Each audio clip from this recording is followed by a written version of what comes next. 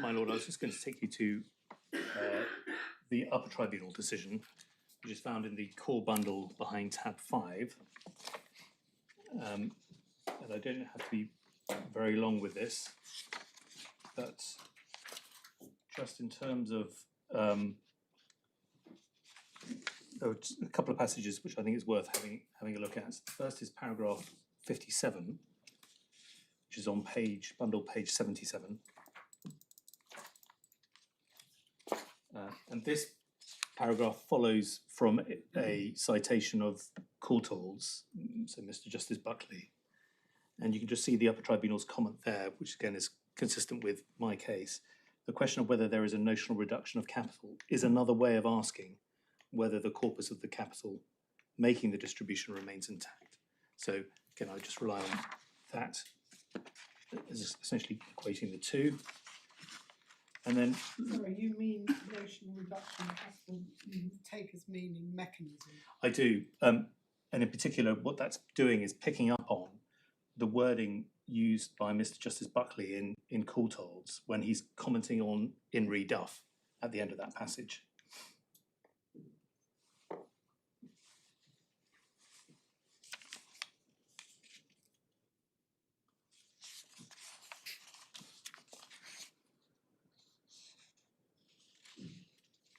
At the very end of the quotation at 56. Exactly.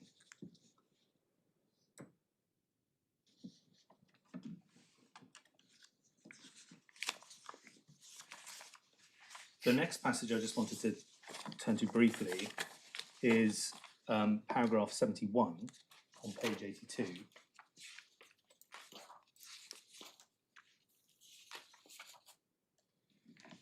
Where there's a question as to whether the mechanistic approach deprives 402(4) of all substance. And again, the Upper Tribunal accepted that Lord Justice Moses in First Nationwide, whilst he says something in stark terms, it has to be income, because that is set out earlier in the passage. He does then go on to discuss Sinclair and Lee, which is the passage I've already taken you to, so that's paragraph 72.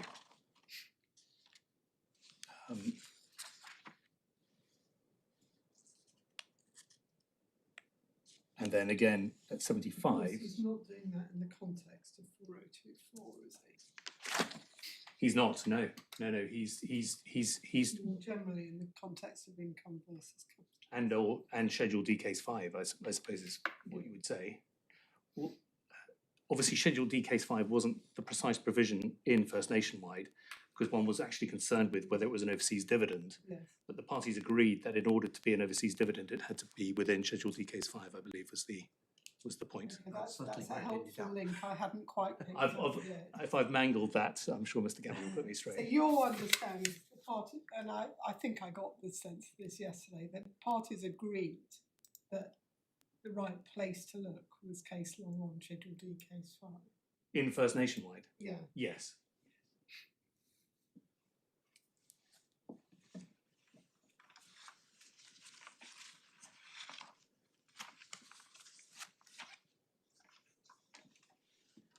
And then just last, paragraph 75 on page 83, there's a discussion of Sinclair and Lee and an acceptance by Mr. Milne for the revenue to say that that would be a dividend of a capital nature if those circumstances came up again. The only passage I just wanted to draw your attention to is just midway through. It is impossible to envisage all the circumstances in which a company may pay a dividend, in particular when Section 402 is concerned with companies incorporated under a multitude of foreign laws, etc. So that's really, I think, the point my lady was also making. So that's all I want to say about the Upper Tribunal. Obviously, it's dismissed the appeal. It essentially agreed with the analysis of the first tier. It did accept that certain passages or the certain structure of the decision wasn't quite right.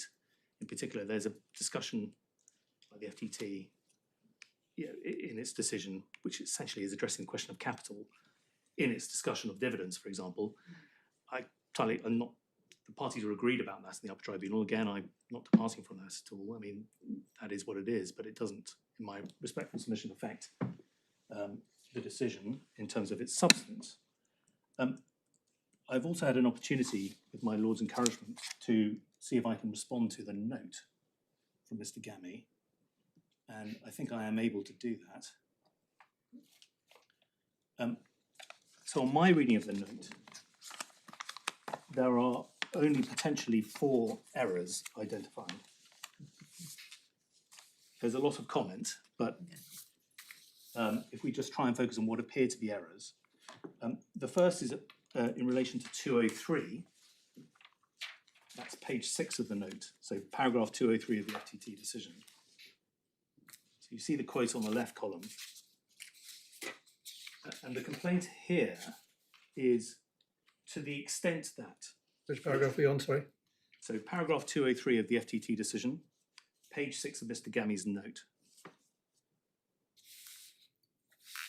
And at the end, you see that is an error of law. So wherever I've seen the word error of law or error, I have assumed Mr. Gammy is aware of the distinction. So when he means to identify one, he uses that language. So, but that error of law is premised on whether to the extent that the tribunal has concluded that every Part 17 distribution is a dividend, because Part 17 is a mechanism for paying dividends. In my respectful submission, that isn't the finding of the FTT. The FTT finds that the distributions fall within the meaning of dividend. So distributions doesn't mean any distribution, it means the distributions we're concerned with in this appeal. And it gives, as a factor to that, the fact that it's used the same mechanism as one would use for the distribution of profits. In my respectful submission, that's perfectly relevant criteria for the FTT to bear in mind. It's not saying it's determinative. It's certainly not purporting to say anything under Part 17 is. It's just saying, in respect of these dividends. Well, I mean, your analysis, with leaving the Sinclair and Lee example to one side, you've been saying mechanism is king. So I have. It's rather more determinative than... That is my submission, you're suggesting. obviously subject to a Sinclair and Lee or another situation like that. So mechanism is key, but what we're here is not judging whether there's an error of law in my submissions, I'm sure there are plenty, but whether there's an error of law in the FTT's findings. Yes, I mean, my original request was to identify it as findings of fact, so... but anyway... Yeah, well, having slipped that in, as I understand your submission, it's effectively that if you're correct in your analysis of the authorities, the FTT judge could have gone further than she actually did in relation to saying she could have found a shorter route than she actually did, but it doesn't matter from your point of view. Respectfully, yes. In particular, the prolonged discussion of share premium as a matter of Jersey law for a par value company, I think that must be right. Once one has understood the mechanisms of Jersey law, which were used in this case. The next error, again identified, is in relation to paragraph 212. So this straddles pages 7 and 8 of the note.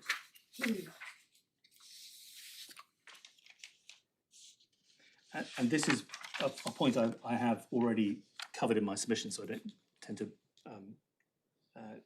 take long on it. Essentially, Mr. Gammy submits that the FTT's ignored the fact that share premium retains its character as capital. But that obviously begs the question of, well, what does that actually mean? I think I think you've addressed this, because I have. this is the Mr. Gammy summarising some of his submissions from yesterday. Exactly. And it's also, so it's a complaint about character of capital, Article 39 sub 4. It's also a complaint about the FTT didn't accept the comparison with NPV or no par value companies. Just for your note, obviously the FTT was aware of that, and it sets out the arguments, both advanced by the expert and Mr. Gammy, at paragraph 74 and paragraph 116. I think that's all I want to say about that.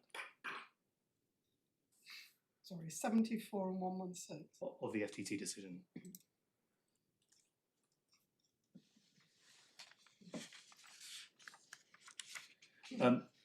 The third, and again, you can see at the end of that passage to turn a blind eye to those parts of the CGL 1991 is an error of law in itself. Apologies, my lady. You said questions about facts, Well, that's what but by that I originally, obviously interpret that as also meaning foreign law. So yes, I meant foreign law. oh, good. Okay. I think my original request was I was trying to work out which paragraphs of the FTT decision had findings of fact about foreign law. Yeah. Because they're not all grouped together. It really was as simple as that. Then the next paragraph, so I've only got two more. The next paragraph is in relation to paragraph 233, which is on page 9 of the note.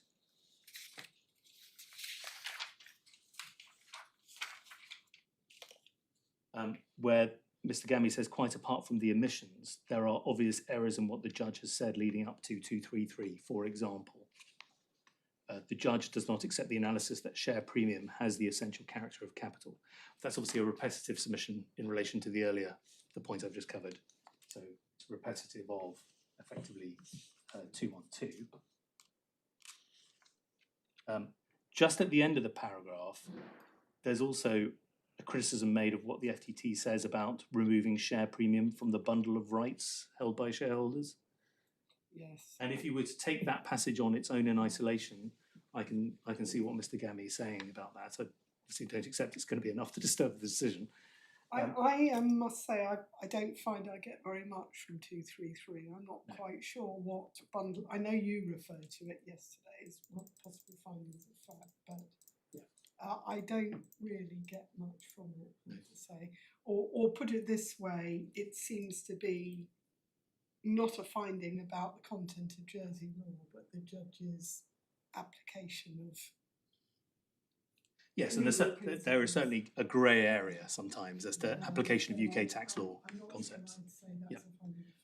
All I would say is that would have to be read in the context of 225, which again uses that expression bundle of rights. And if you read it, it appears to my eyes at least that the FTT is talking about an inviolable bundle of rights, i.e. capital rights. But that's. But as I said to Mr. Gammy earlier, I mean, trying to describe the difficulty here is we haven't even, for example, got the whole articles. So I tried to conceptualise what share premium actually means, even attributed to a particular class, in terms of the rights attaching to the shares is not straightforward. No. And then the last one is paragraph 234, so same page. Again, the term error in the FTT's analysis is used.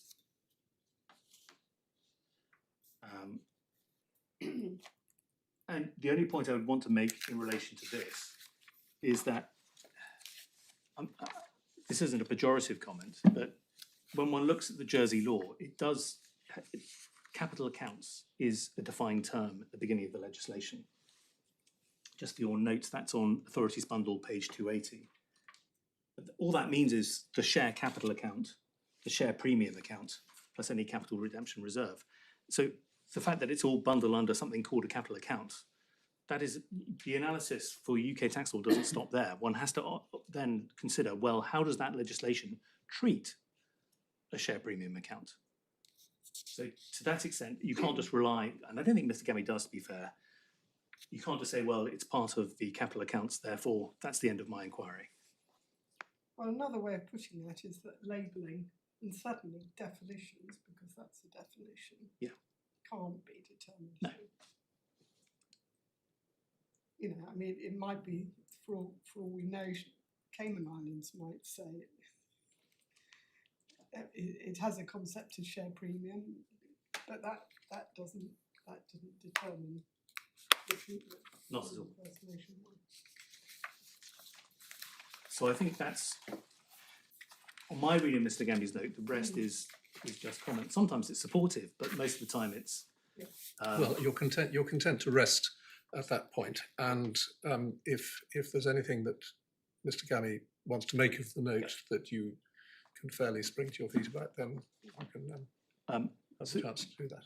So there's just one other matter, which is obviously the Lonmin distribution, which Ms. Blage is going to address you on, if that's all right. Thank you. Yes, Ms. Blage. So my learned friend has already given you supplementary bundle references which deal with the Lonmin distribution. Right. Well, I'm quite deaf and you're quite a long way away. So I have heard this before and I forget, so I'll try and speak up louder. So in terms of the facts relating to the Lonmin distribution, my learned friend has given you supplementary bundle references, so I won't repeat those. But in case it assists, it's also in the Beard FDT judgment at paragraph 43 to 46, which is at page 112 of the core bundle. And it's also dealt with in the statement of agreed facts at paragraphs 3.15 to 3.17, which is also the supplementary bundle at page 13. And very briefly, I won't labour the facts because they're straightforward. But essentially, Glencore merged with Xstrata in 2013, and the Lonmin shares had been acquired by Xstrata prior to its merger with Glencore. And it was following Glencore's acquisition of Xstrata that the decision was made to divest that stake in Lonmin, and that was done in 2015, so a couple of years after the merger. And Glencore chose to do that by way of a distribution in specie to its shareholders. It worked out that for every 100 shares in Glencore, about 1.1 shares in Lonmin were distributed. My leader's given you the value of that distribution to the appellant.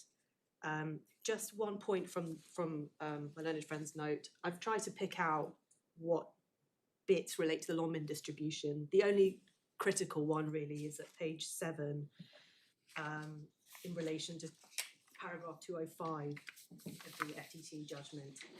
And it's in the second line where my learned friend says the FTT gave no separate consideration to the Lonmin distribution, which plainly had a different character to the Glencore dividends. All I want to say, and I appreciate this has been covered, is that in paragraph 5 of the FTT decision, which is at page 64, I apologise, sorry, that's the UT decision. It's actually paragraph 5 in both of them, but it makes sense to start with the FTT. So which is at page 108 of the core bundle. Second sentence, it says the parties agreed that the in-specie distribution should be treated for the purposes of this decision in the same way as the cash distributions. And that's also recorded in the UT paragraph 5, which is at page 64. So the First Tier Tribunal isn't to be faulted, if I can put it like that, for treating them the same way. That's all I wanted to say on the note. So in terms of ground 2A then, which is whether the Lonmin distribution was a dividend, HMRC's case is very simple. The Lonmin distribution, just like the cash or dividends now I can call them, were paid under Part 17. The mechanism was the same for all of them. So now that the appellant has accepted that the cash distributions were dividends, HMRC submit that there's no proper basis in law to treat the Lonmin distribution any differently. That's it in a nutshell. It's worth fleshing that out perhaps just a little bit in light of the cases to which my learned friend has referred to in his skeleton under ground 2A, which are MEMIC and ESSO. But perhaps if the best way of doing that is if we could start with Beard in the Upper Tribunal at paragraph 34, which is in the core bundle, tab 5, page 72.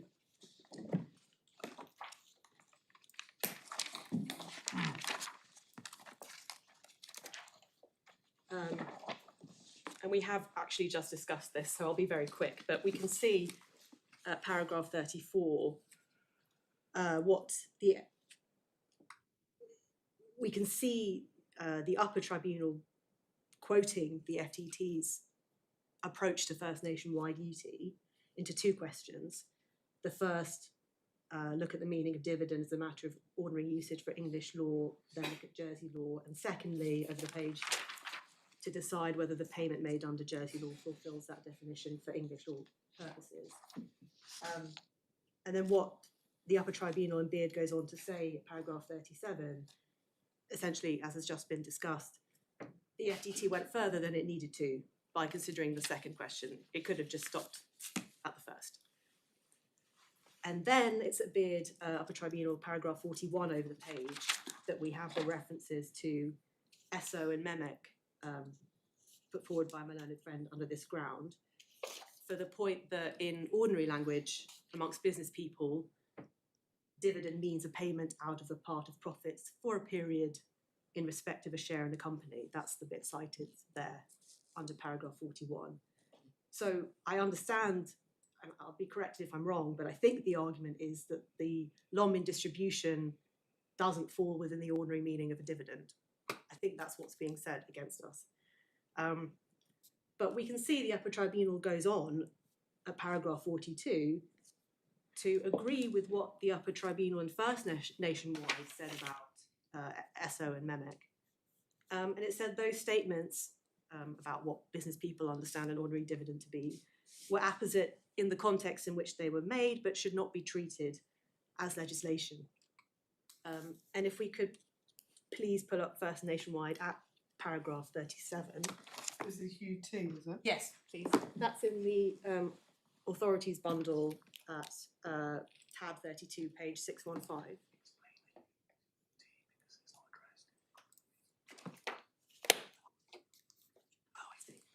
Yes, okay, sorry. I'm being asked to clarify that the reason the Upper Tribunal in Beard is looking at this point is because it was accepted below in the FTT that they should be treated in exactly the same way, but permission was granted by the Upper Tribunal to look at this point, which is why it first arises at the Upper Tribunal level in Beard and not below, if that makes sense. You won't find anything in the first tier decision about this particular issue. That's what I wanted to explain. Right, so First Nationwide. Yes, so at page 615, you have at the top there, paragraph 37, where the Upper Tribunal says, referring to Mehmek and Esso, the discussion actually begins a bit early in paragraph 34, but I don't need to take you to that, it's just context. But in paragraph 37, we do not find those cases, being Mehmek and Esso, of assistance in deciding what is meant by dividend, either generally or in the special context of the legislation with which we are concerned. Obviously, pausing there, the legislation was different in First Nationwide UT, but HMRC would say the point could still be made here.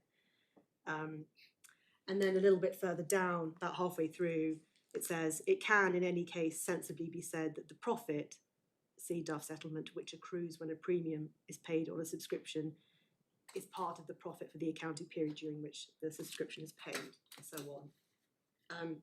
Importantly, that little bit I just read was quoted by Beard Upper Tribunal at paragraph 42, which, if you've still got it open, is page 74 in the core bundle. And what's happening is that the Upper Tribunal in both cases is taking the view that there's no reason why a distribution out of a share premium wouldn't fall within the ordinary meaning of a dividend, and what the business community understands by dividend cannot be elevated to legislation. And for your note also, we see Beard FTT paragraphs 193 to 194, which is page 133, referring to First Nationwide UT at 37 to 38, which we just looked at. Sorry, would Sorry. you just give me that reference? Oh, sorry. So Beard FTT at paragraphs 193 to 194, which is page 133. That's where the FTT refers to 37 to 38 of First Nationwide UT. And then goes on to reach its conclusion at 203 and 205, that the distributions fall within the ordinary meaning of a dividend, basically. And that's noted by Beard UT at paragraphs 43 to 45. Is this point considered by the Court of Appeal in First Nationwide? Esso and Mehmek specifically This, for... this, The dividend question is not. I don't think it, no, my recollection is that it's not. okay. believe it falls away, which is why the Upper Tribunal, in our case, is looking at the Upper Tribunal only in First Nationwide. Right, I just wanted to clarify. So you think it just wasn't an issue? I think I can confirm that point. Thank you.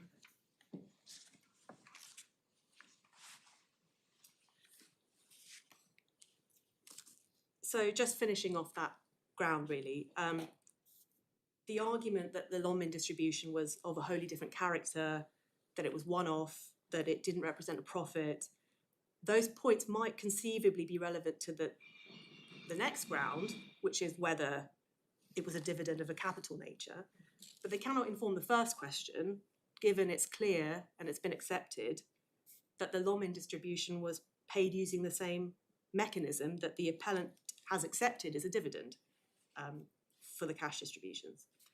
And the UT emphasised the point, as has been discussed, that you only need to look at mechanism for the first question at paragraph 37, with which the appellant agreed.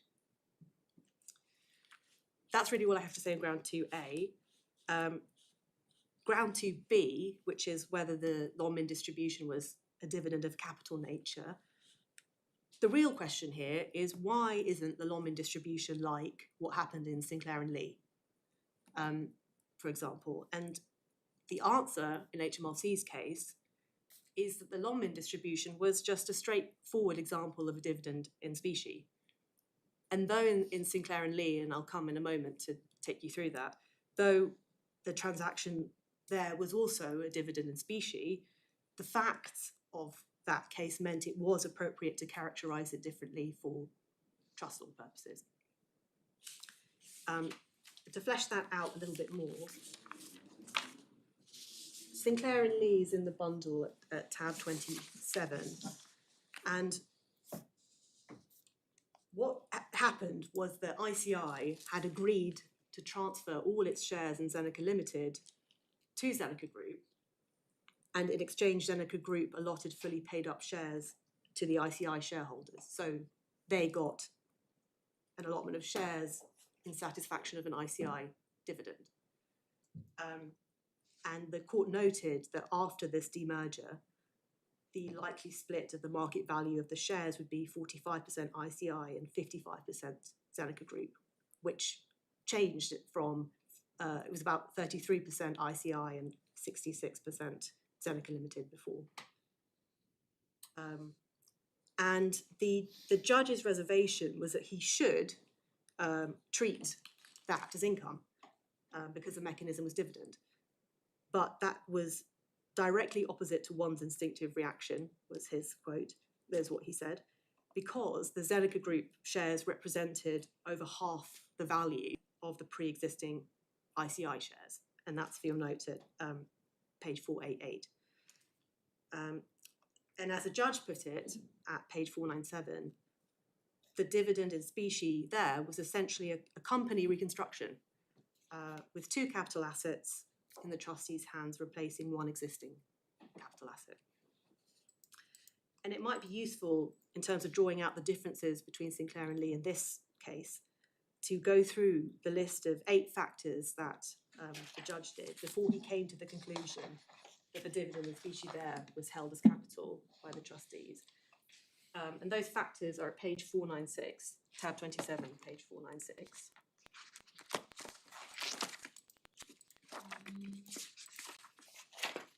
It starts under B, the present case. Tab 27. I'm sorry, I've got the old-fashioned paper version. Oh, yes. I'm sorry, I'm looking at the wrong page numbering, and you're referring to the bundle page numbering. Oh, sorry, yes. Which has been referred to all throughout, so I don't know why I have flipped back to the authority page numbering. So you're at bundle page number. Ah, yes, the bundle page number 496. Thank you. Sorry. That's all right. So I'll go through those 8 factors now, if I may. So the first one, we have the point that the shares and allotment in Sinclair were part of one single indivisible transaction. Obviously, we don't have that situation here. As I set out at the beginning, we had the merger in 2013 and then Lonmin distribution 2015. Second factor is that the judge in Sinclair and Lee looked at the commercial purpose of this tripartite transaction, which essentially was about replacing a single head company with two head companies. But in our case, that wasn't happening. This wasn't some sort of corporate reconstruction where half of the value of one company was moving out into another. This was just Glencore divesting its stake in Lonmin, essentially. The third factor, this is the point that what was happening in Sinclair and Lee was analogous to the issue of bonus shares. Obviously not the case here. Fourthly, this is the point that following the demerger, there would be only two differences in the shareholders' position. One, they would own shares in two companies instead of one going forward. And two, that the funds transferred wouldn't be distributable other than in exceptional circumstances. If you contrast that with Lonmin, again, you just have a straightforward dividend in specie, just divesting of shares in another company via a dividend. Fifth factor is the point that the ICI transaction was not a classic capitalisation case. Of course, the Lonmin distribution wasn't a case of capitalisation at all. Sixth is the point that the ICI transaction wasn't either a classic dividend in specie case, because the shareholders received shares in the third company, Zeneca Group, which ICI never owned. So again, we come back to this unusual tripartite structure. But in our case, Glencore was just divesting itself of Lonmin. So again, I don't want to labour the point, but again, a classic dividend specie case. Seventh is the point that in Sinclair and Lee, you had a hybrid between capitalisation and a dividend in specie. Not the case here. And finally, I've struggled a bit with this. I think this is just a formalistic point that the ICI shareholders didn't receive anything directly from ICI in Sinclair and Lee. So I think this is just a formalistic point about the tripartite nature of the demerger here, again, of no relevance to our situation. So, yes, obviously it's not totally easy to map these to our facts. exactly, Elaine, yes. Perhaps the most significant one is this is a reconstruction into two companies, whereas previously there was one. I agree and submit, my lady, that is the key distinction, really. What happened in our case was perhaps closer to what happened in the case of Briggs, which is referred to in Sinclair and Lee at page 497. It's just in the paragraph under other authorities. And as it goes on to, it gives you a summary of what happened in Briggs, and essentially assets in a company were sold to a new company in exchange for shares. As it happened in that case, the shares weren't in fact allotted straight away, but came out as dividend.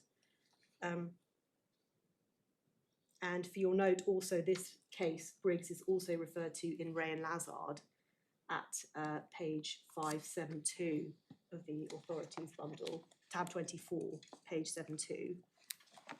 I'll just take you to that. Oh, sorry, I apologise. Tab 24, page 458.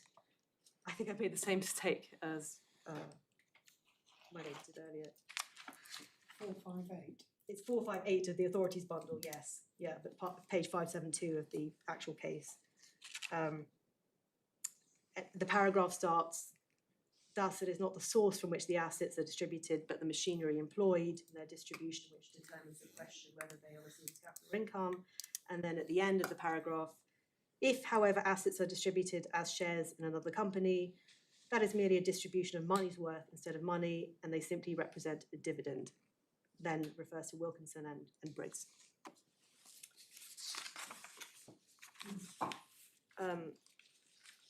So, as I've said earlier, the argument that the Lonmin distribution didn't represent profit and that it was one-off and so on, none of that matters in HMRC's submission. This was a classic dividend in specie, and there's no compelling reason, we would say, to treat it any differently from a dividend.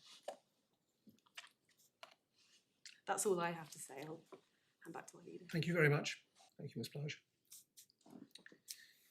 Yes, Mr. Gurney. Thank you, my lord. Well, I must thank my learned friends for the clarity of their submissions, because that has made my task a great deal easier, and I will not, I think, take very long, because I don't want to spend your time repeating the submissions that I've already made. Let me just try and pick up some of the points that they've made. I'm sorry, my learned friend. I had to have a bit of a whinge this morning about the note I put up. Obviously, it was a little difficult working out precisely what to say to those particular paragraphs, because I think actually it's pretty opaque as to what, in my view, what the First Tier Tribunal is actually finding or not finding in respect of the Jersey law, and indeed a lot of the passages have to be read as a whole to actually try and work out what the analysis is, but I'll come to that. I don't think I have any comments on what my learned friend had to say about things. I was obviously up half the night seeking to produce something that might at least be helpful to the court, and obviously respond to some of the points my learned friend had made. Let me deal. So I think that's all I'll say about that. Let me deal first then with the tax law rewrite. And the reason why the explanatory notes are silent about all of this, I think, is fairly self-explanatory. It's because at the time that the tax law rewrite legislation, this tax law rewrite legislation was going through and the explanatory notes were being written, there was no relevant authority dealing with whether a repayment of contributed capital by way of a dividend would be taxed under the old law as a capital or an income receipt. I just don't think there was a relevant authority. Remember that most of the authorities that we're dealing with in this area are, of course, based on the maintenance of capital principle, and in particular, if one looks at Hill, which is a case we've referred to, but it's in the bundle, we haven't gone to, but it's something that's repeated in other contexts, that says that a company can only return its capital by way of an authorised reduction of capital or on a liquidation. But of course, how does that then leave a corporate law system that authorises a reduction of capital through the mechanism of the payment of a dividend? In other words, the type of corporate law system that no longer applies the maintenance of capital principles, but adopts a different methodology for allowing capital to be returned to the shareholders in that company, obviously in this case with a solvency statement. And if you look at the main authorities that we've been dealing with in the tax field, Reed's Trustees was of course a dividend, but it was not a dividend of contributed capital, it was a dividend of capital profits. Lazard and Ray wasn't a dividend, and I think from what my learned friend was saying, Courtaulds was regarded under Italian law as a repayment of capital, not a dividend, even though, of course, it was a very clever way of making a payment that substituted for the dividend that would otherwise have been paid. So if it is true that an authorised reduction of capital by a non-resident company through the mechanism that applies to payments of dividends is income, where one might ask, does foreign law actually fit in to this scheme of matters? Because the only real relevance of foreign law, if what my learned friend says is correct, is to determine whether the receipt or whether the mechanism through which the payment is received is a dividend payment mechanism or not. The fact that under the foreign corporate law, what it is doing is repaying capital in a way that's authorised under that corporate law becomes irrelevant. And that, I think, means, if one takes what my own friend says to its sort of logical conclusion, is that foreign law is irrelevant to the question of whether or not a dividend is of a capital nature. In other words, it's a matter which has to be determined whether it's of a capital nature purely on the basis of, if I say UK law principles, of course, because we know that because we're dealing with a UK statute, we've got to answer that question as a question of law under the UK statute. But it's a question that seems to be answered or has to be answered without particular regard to what the situation is under the foreign company law in question. You mean if once you've established it's a dividend in that context under Part 17 rather than under Part 12, you say the logical conclusion of the arguments is that that's where Jersey law stops. Yes, Jersey law is no longer. I mean, I Yes. don't on my learned friend submissions. I don't understand where Jersey law fits in after you have Well, reached that conclusion. Does it need to fit in? Well, that I think is The key, no. key question. My lady, you sort of hit the nail on the head, of course, because that's really where I think, if I'm trying to simplify this and sort of come down to the sort of absolute, what is the nub of the issue between us, that is really it, that we say that because the statute now says that what you've received is a dividend, to determine whether or not it's of a capital nature requires one at least to have a look and see how it's dealt with under the law of the company law of the company that's actually paying this, that's a dividend. Whereas I think my learned friend is saying, no, that's not really it at all. How it's dealt with under the foreign law doesn't really matter that much. Well, I'm not sure he's going that far because No, he's not. In response to my question about the sort of court holds type situation, he's pointed to at least one paragraph that I think in the UT decision that refers to there may be all sorts of foreign laws out there, and we're not trying to cover all situations. We're looking at the particular facts we have. Yes.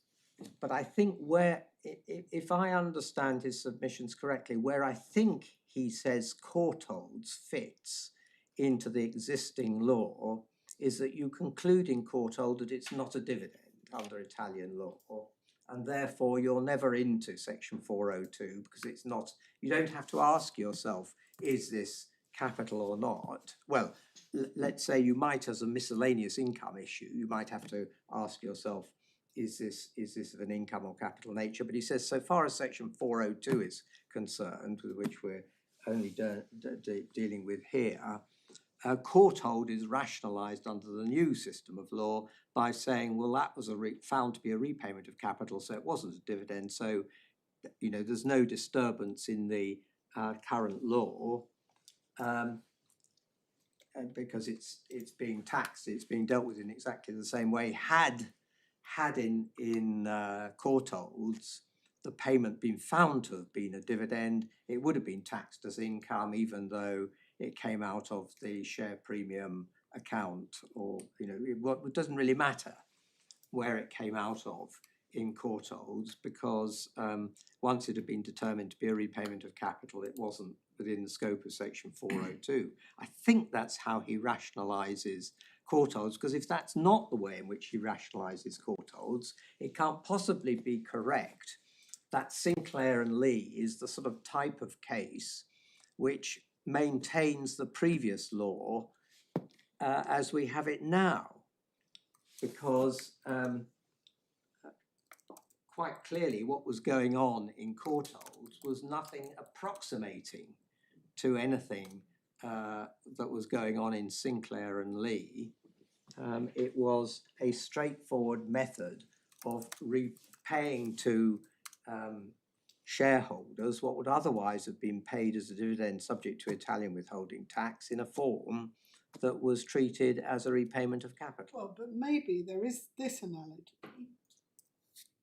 Both parties accept that if the very same distributions as were actually made in this case were made using the mechanism of Part 12 rather than Part 17, that would have been capital. Likewise, in Courtholes and Fleming, as I understand it, a dividend was proposed, if you like, but then this other mechanism was used. Well, At least that's how it's being explained. yes, but on that basis, are we saying then that a dividend comprises something that is paid under the mechanism of repayment of capital? Or is it not, or does one just not have to answer that question as a matter of section 402? The explanatory notes, if you recall, do of course make the point that you might get something out of a company, for a non-resident company, which doesn't fall within the definition of a dividend, but where you still have to ask yourself the question, is this income or not? Because it might be picked up by the miscellaneous income provisions. But generally speaking, I think one would say that if something was a repayment of capital under Part 12, it wouldn't count as a dividend. Certainly that's my learned friend's argument, because, or seems to be, because he says everything under Part 17 is a dividend, but that doesn't mean that anything under Part 12 is a dividend. For the most part, we're not arguing about what is a dividend. We're not, except of course in relation to the Lonmin distribution, which I'll just say something about briefly. But I think that was how I think you sort of rationalise his first point, because his first point is there is no change in the law. There is no change in the law, to which I say, well, actually, if you're dealing with a situation which has never been considered by a previous authority, then it's not a case of whether you're changing the law, it's just a case of a new situation has arisen which has to be answered under the law as it stands now. And of course, you're not then worried about how it might have stood under the old law, because your only concern is how does it stand under the law as it exists now, being a new situation which has never arisen before. So, but as I say, I think he, in terms of his, my learned friend's position, which sort of just says, well, he adopts the same line in some ways, in the sense as the taxpayer did in First Nationwide, who just said a dividend is a dividend is a dividend, it's income. I mean, that was basically speaking his argument. And of course, even though, I mean, I can't quite remember when First Nationwide might first have become a spark in some revenue inspector's mind or whatever, whether that would have been before or after the tax law rewrite, but it had not arisen as a situation which had to be considered under the old law at a time when the tax law rewrite legislation was put in place. So that, I think, is his position. But on our case, we say that the fact that the type of receipt is a dividend means that the mechanism is not determinative. How can it be if what the statute tells you is that you can get something which is characterized as a dividend, and you then have to ask yourself, is it of a capital nature or not? To which I say the whole structure of the Taxes Acts, almost from the year dot, is that in answering that type of question, you have to look at it from the perspective of the company. Now, I won't trouble you with all the details of that because it's an interesting history, but it's reflected in the fact that the definition of a distribution in the case of UK resident companies, is found in the Corporation Tax Acts, not in the Income Tax Acts. Why is that, you'd think? Because surely if what you're taxing is a dividend of a UK resident company on an individual UK resident person, why wouldn't you find the definition of what is going to be taxed as his income as a dividend or a distribution in the Income Tax Acts themselves? The answer is they're found in the Corporation Tax Acts, because it's from the company's perspective that you decide what is it that the company is returning to its members. And so you need to know what it is it's returning, which is why, of course, in the case of share premium, in the definition of a distribution for UK resident companies, the starting point at least under the complex rules in Part 23 is that it's capital. And of course that's because it can only generally be, or the ordinary position is it can only be repaid by way of a repayment of capital rather than as a dividend. But what about a company law system which does allow capital to be repaid through a payment which amounts to a dividend? Does one just ignore the foreign company law, or does one actually look to the foreign company law in answering the question as to whether or not what's been paid out by that company is a dividend of a capital nature? As I say, I think that's where the boundary lies between myself and my learned friend. He just says, well, if it's paid under a dividend mechanism, it's income, prima facie income, subject only to sort of looking at it from the very limited perspective of Sinclair and Lee and like, which one would presumably say applying UK type principles to decide whether or not a receipt is of an income or a capital nature. The oddity, of course, being looking at it from a UK perspective is that the UK perspective has always been that premium has a capital nature. It's just a matter of how legally it's been dealt with under the Companies Act as to whether it's been treated as equivalent to paid up share capital or not, depending whether you're pre or post 1948. But so you've got this sort of oddity that from a UK perspective, share premium is regarded as having a capital nature, even though legally it's been over time, it's been dealt with differently.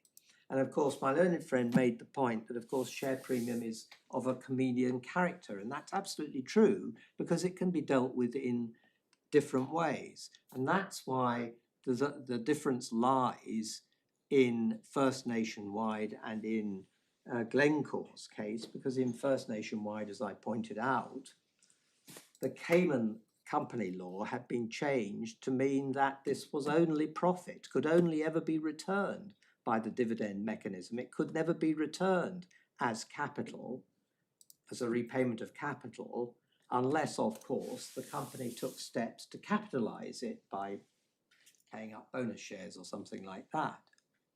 So it was uncapitalized profit under the Cayman company law system, whereas in Jersey, it was never had that characteristic, if you like. And of course, that's why I say, and I said in my final submissions this morning, that the First Tier Tribunal and the Upper Tribunal essentially went wrong because they applied maintenance of capital principles, which were effectively what my learned friend was arguing for and supports in the Revenue's response to our appeal, to say they got it right because they saw that it was paid by way of a dividend mechanism and therefore it must be income, and that's the end of the story. To which I say no, they obviously did not have proper regard to the foreign law, the Jersey company law with which they were concerned. The obvious element of that is that they completely ignored half of the picture.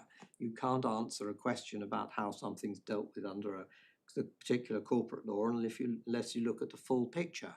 So I say not only were they applying the wrong principles in deciding whether or not this was or was not a dividend of a capital nature, but they were also only looking at half the picture to try and determine what was the character of share premium under this particular corporate law system. That is where I say their error of law lay, both in their general approach to the matter and in their specific way in which they looked at the Jersey company law. And broadly speaking, we know all the primary facts because they were agreed as to how these payments were made from where they were debited, what they represented when they were repaid, something accepted certainly by Switzerland and I think a number of other jurisdictions, but not here at the moment. Broadly speaking, as I say, that is something which, in my submission, this court is allowed to look at because it has all the Jersey company law, and it's in as good a position to look at that law and reach a conclusion about it as any first tier tribunal, a tax tribunal judge on the matter. The fact that technically it might have to be found as a fact, as we know from LOPAG, it's a fact of a particular character, and obviously if the Judicial Committee of the Privy Council had to consider the matter, it would duly apply its mind to the Jersey company law provisions to reach a conclusion on the issue, and there's no reason in my submission why this court should not do the same. It's not the sort of case when one would ordinarily ask for it to be referred back to the First Tier Tribunal. To what purpose? For the First Tier Tribunal to look at the bits of the picture that it never looked at and took account of in the first place, when this court is perfectly capable of doing that itself. So that I say is where I think the key difference lies between us. Is it having determined that something is a dividend, do you determine that it's has a capital nature purely, in a sense, from an English law perspective, forgetting, of course, that English law tends to look at share premium as capital, but trying to apply some principles to determine between income and capital when it's looking at this receipt? Or is it a matter of looking at the foreign company law and determining precisely what it is that the foreign company law is allowing this company to return? It is, you made the point, my lady, about not having the Articles of Association here, but of course that was one of the features in First Nationwide. In First Nationwide, the whole revenue case in the Court of Appeal, not quite the whole case, but a large part of it, rested on the fact that under the Articles of Association, the preference shares in respect of which 99% of the value was going to be paid out as a dividend, having been contributed to share capital, the Articles of Association were found by this court to be irrelevant to answering the question that had arisen there, because they said what matters is how it's treated for the purposes of the company law in the jurisdiction concerned, not how it is dealt with under the Articles of Association of the company that is actually paying it out. Because that's what the Court of Appeal said. That was the Court of Appeal, because ultimately what matters is not how the company itself chooses to characterize these things, but what the law of the jurisdiction, how that characterizes it. And of course, as Cayman Islands had characterized it, as I've said, they'd said share premium is fully distributable profit, it's not capital for any purpose and can't be repaid as capital. And of course, there was the distinction, I drew attention to the fact that in relation that did not operate in Cayman for no par value companies, they were treated as having capital equal to what in Upper Jersey has been their stated capital account. So that, I say, is the key distinction between our two positions, and I'm not sure, without going over things yet again, that I'm going to cast much more light on this for your benefit, and I certainly don't want to spend my time or waste your time repeating submissions that I've already made on why I say ours is the correct approach rather than the revenues. That just leaves me the question of Lonmin, and here, of course, we do have the issue, the question as to whether or not the distribution that was made in Lonmin is properly described as a dividend, because if it's not, then it's not within the scope of section 402, and in a sense we don't have to answer the question of whether it's of a capital nature, even though of course we say it is. I've made the point below, and I've made I suppose I might as well repeat it now. I have to claim or no, I don't claim. I have to admit responsibility for Sinclair and Lee because I was at the time the tax partner at Linklaters and Paynes, which was responsible for putting together the ICI AstraZeneca demerger and ensuring that it was paid as a tax-exempt dividend or did not give rise to a distribution. So I have a sort of fond memory of that. But of course, it would otherwise have, absent the specific exemptions for demergers, it would have been taxable as income. Which makes my point for me that I was making yesterday. We can't draw, I don't think, a proper comparison with the system for taxing dividends. No, distributions from UK. Indeed, my lady. I mean, ICI dividend would have been taxable. You will be more than familiar with these provisions, as I'm well aware. And of course, you could have had a direct. I mean, it was an indirect demerger, and I think there is from trust lawyers, I think there is a lot of criticism about some of the analysis in Sinclair and Lee. But I mean, you could have reasons you will appreciate, it had to be an indirect. Yes, indeed, and but of course you can have direct demergers in the United Kingdom, where and I think Boots would be one example. I think in the past, and then there was that case Secchieri, was it? No, I can't remember which. Was it Thomas Tilling? I think it was back in the. But I think we shouldn't stray there. No, I'm sorry, my lady. I'm getting carried away.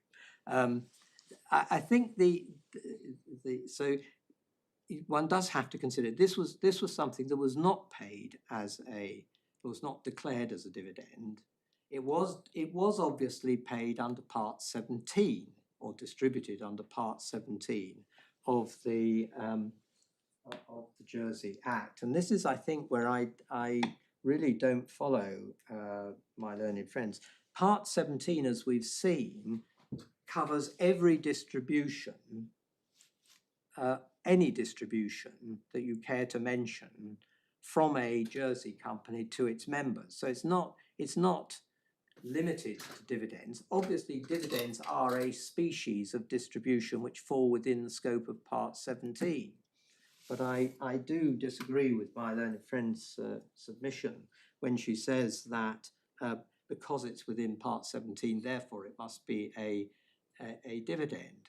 Quite clearly, if you're looking at matters from a Jersey perspective, it would be quite extraordinary, in my submission, if literally every return of assets to members under the procedure in Part 17 was a dividend. That's effectively saying that there's no difference between a Part 17 distribution. Everything is a dividend. I have to say, I think that goes too far. The fact that dividends of profits or things that can be characterised as dividends can only be paid under Part 17 because, obviously not in the Lonmin case, that they are profits, earnings and profits, and therefore don't qualify as to be reduced capital. So the Lonmin distribution could have been made under Part 12 and could have been made under Part 17. And the only difference, if you look at the documents, essentially the only difference at the time that it was made, given that Part 12 by that time had been amended in the Jersey, was the difference between getting a 50% resolution of the company and a 75% resolution of members of the company. So does that really stack up to saying that somehow the taxation in the United Kingdom falls to be determined by whether or not it's if 50%, the company judges that it would be better to get a 50% resolution of the members rather than a 75% resolution of the members. Otherwise, I don't think at the time that this was made that the procedure differed in any way. Everything about this particular payment, the Lonmin distribution, was of a capital nature. It reduced the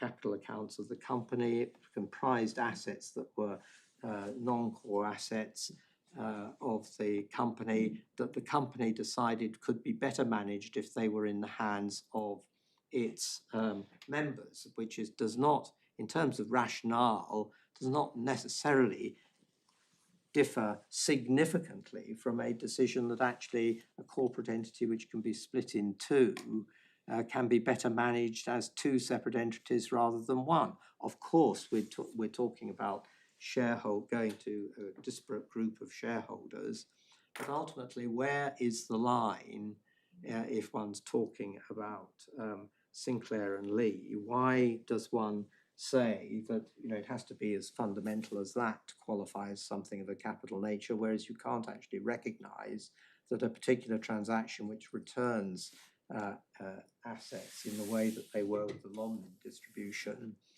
is both a dividend and not of a capital nature. I say in my submission it wasn't a dividend, it wasn't paid as a dividend, it didn't have the ordinary features of any dividend, and the fact that it was paid under Part 17 doesn't characterise it in itself as a dividend, and in any event, everything else about the transaction had a capital characteristic, and therefore, even if it was a dividend, it was of a capital nature.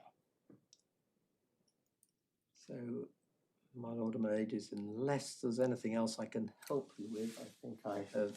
No, Mr. Kenny, thank you very much for your reply, and thank you all for your assistance. We'll reflect and let you have our decision in due course in writing. No less than in any other case, the judgments that are handed down will be confidential to the parties until they're handed down. Formally speaking, we won't need to trouble you at that point to return, but please